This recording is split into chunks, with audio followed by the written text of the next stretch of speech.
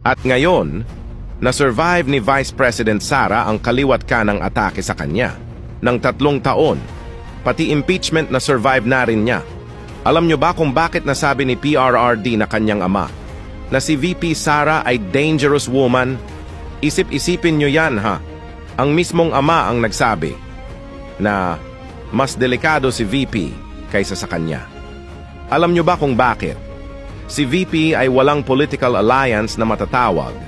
Lumalakas siya ng walang pader na sinasandalan kundi ang taong bayan lamang. Ngayon bakit ba siya dangerous kapag naupo? Dahil nga wala siyang political alliance.